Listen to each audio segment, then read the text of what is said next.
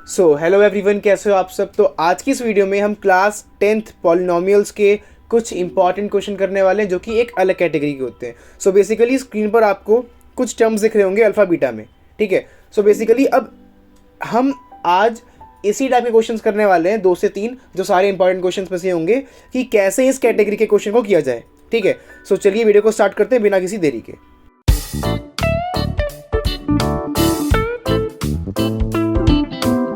जी हाँ, तो first question हमारा है, if alpha and beta are the zeros of 4x square minus 5x minus 1, then आपको value find करनी है alpha square beta plus alpha beta square. So basically हम क्या कर सकते हैं, सबसे पहले आप इसके सम ऑफ जीरो और प्रोडक्ट ऑफ जीरो निकाल दो। तो आपको पता ही है कि ये निकलता है माइनस बी अपॉन ए से और प्रोडक्ट सी अपॉन ए से। तो वैल्यू पुट करो जल्दी जल्दी। तो माइनस बी मतलब माइनस 5 अपॉन 4 और प्रोडक्ट में क्या लिख देंगे हम -1 अपॉन 4, ठीक है। अब बेसिकली वहाँ पर माइनस माइनस कैंसिल और ये हमारे दोनों बेसिकली जीरोज आ गए कि सम ऑफ जीरो क्या होता है और प्रोडक्ट जीरो क्या होता है। अब मेन आंसर देखो, जो हमें फाइंड करना होता है ना, उसको आप किसी भी तरीके से ऐसे सॉल्व करो कि वो सम ऑफ जीरो और प्रोडक्ट में सेम आ जाए। तो बेसिकली यहाँ पर क्या कॉमन आ रहा है, तो लोएस्ट पावर ले लो दोनों की, तो अल्फा बीटा कॉमन आ रहा है और अंदर क्या बच गया अल्फा, क्योंकि 2 पावर में से एक हटी तो अल्फा बची, और प्लस बीटा सेम।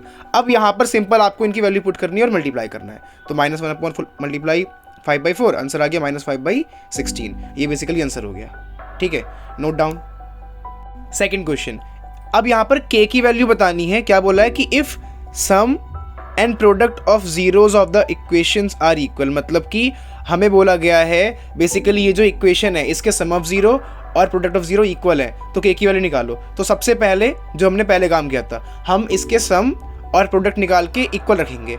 तो सबसे पहले क्या करेंगे, सम को लिख दोगे आप अल्फा प्लस बीटा, ठीक है, और प्रोडक्ट को अल्फा बीटा। अब अल्फा प्लस बीटा की वैल्यू माइनस बी अपॉन है, वहाँ पर सी अपॉन है। अब इनकी वैल्यूज पहले पुट करो, तो माइनस बी मतलब -2 अपॉन के और इसमें 3k अपॉन के, क्योंकि कांस्टेंट है इसीलिए। अब k से k कैंसिल हो गया। अब यहाँ पर k को एक साइड, नंबर एक साइड। तो अब हमने सॉल्व किया तो बेसिकली k की वैल्यू क्या आती है हमारी -2/3, यहाँ पर k की वैल्यू आ गई, ठीक है। तो ये हमारा k की वैल्यू हो गई आंसर। नोट डाउन कर लो इसे।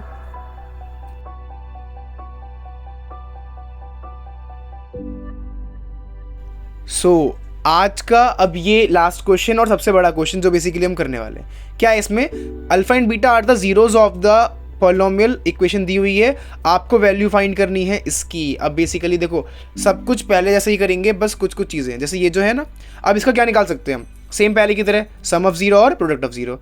सम ऑफ की वैल्यू -b अपॉन है, प्रोडक्ट की c अपॉन है। अब पहले वैल्यू निकाल लो, तो ये हो गया हमारा -6/3, कट के आंसर आ गया 2। अब इसमें ये तो कटेगा ही नहीं, तो बेसिकली 4/3 आंसर हो गया। अब आपको पहले जो इक्वेशन गिवन है कि मतलब इसको फाइंड करना है, पहले उसको एज इट इज़ लिख दो। तो मैं लिख देता हूँ पहले, ठीक है। क्या बोला है, alpha upon beta plus beta upon alpha plus 2 bracket में 1 upon alpha plus 1 upon beta plus 3 alpha beta. अब मैं सबसे पहले करूँगा इन सब का एलसीएम, ठीक है। तो मैंने एक एक करके किया है एलसीएम, आप एक साथ भी कर सकते हो, मर्जी होती है। तो सबसे पहले मैंने एलसीएम किया, तो अल्फा बीटा वहाँ हो गया alpha square plus beta square plus 2 common था ही पहले में, तो ये हो गया beta plus alpha upon alpha beta और प्लस यहाँ पर 3 अल्फा बीटा। अब देखो वैल्यू हमारे पास है, हम क्या कर सकते हैं, अल्फा प्लस बीटा की वैल्यू पुट कर सकते थे, प्रोडक्ट की कर सकते थे, लेकिन alpha square plus beta square नहीं कर सकते। तो इसको याद कर लो, फॉर्मूला बेस्ड है कि जहाँ पर भी alpha square plus beta square आता है वहाँ पर लिख दोगे अल्फा प्लस बीटा का whole square minus 2 alpha beta, upon में सब कुछ सेम, और आगे को हमने अरेंज कर दिया, तो alpha plus beta upon alpha beta plus 3 alpha beta. अब यहाँ पर आपको सबकी वैल्यू पुट करनी है। सो जल्दी जल्दी कैलकुलेशन पे ध्यान देना और कैलकुलेशन फास्ट रख लो अपनी, ठीक है। मैंने वैल्यू पुट करनी स्टार्ट करी, तो सबसे पहले कर दिया मैंने 2 का स्क्वायर माइनस 2 मल्टीप्लाई 4/3, अपॉन में 4/3 आ जाएगा, ठीक है, प्लस 2 मल्टीप्लाई फिर दोबारा 2 अपॉन में 4/3 प्लस 3 मल्टीप्लाई 4/3। जो जो कट रहा है काट दो, 3 से 3 कैंसिल। अब देखो 2 2 4 होता है, तो उससे 4 कैंसिल, और यहाँ पर भी कुछ कैंसिल नहीं हो रहा। अब इसके बाद क्या करो, इनको सॉल्व करो, तो 4 - 8/3 अपॉन 4/3 प्लस ये हो गया, अब 3 ऊपर चले जाएगा तो 3/1, ठीक है, और वहाँ पर 4 तो था ही पहले से। अब क्या कर लो, अब आप दोबारा एलसीएम लोगे उस साइड, तो 4 चीज़ 12, तो एलसीएम क्या हो गया 12 - 8/3, इसका होल में पूरा 4/3, ठीक है। अब 4 3 वहाँ पर हो गया हमारा ऐड करके 7, ठीक है, इक्वल्स टू, अब इसको सॉल्व करो जल्दी जल्दी, तो ये क्या 4/3 अपॉन में पूरा 4/3, ये पूरा कैंसिल होके 1 आ गया, ठीक है, प्लस में 7 था ही, तो 1 + 7 कितना होता है यहाँ पर 8, तो ये हमारा बेसिकली प्रॉपर आंसर आ गया। इसको ध्यान से देख लो, एक बार पूरा समझ लो कि कैसे क्या क्या हमने किया था। ठीक है, अगर आपको ध्यान देना है तो मैं दोबारा बोल देता हूँ। हमने सबसे पहले इक्वेशन को सॉल्व किया।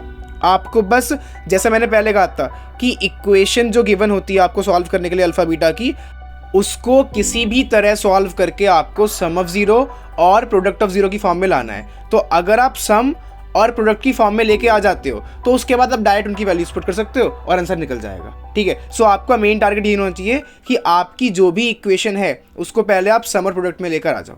ठीक है, तो आज की वीडियो का पर्पस बस यही बताना था आपको कि ऐसे डिफरेंट कैटेगरीज के भी क्वेश्चन आ सकते हैं। ठीक है, सो मिलते हैं नेक्स्ट वीडियो में।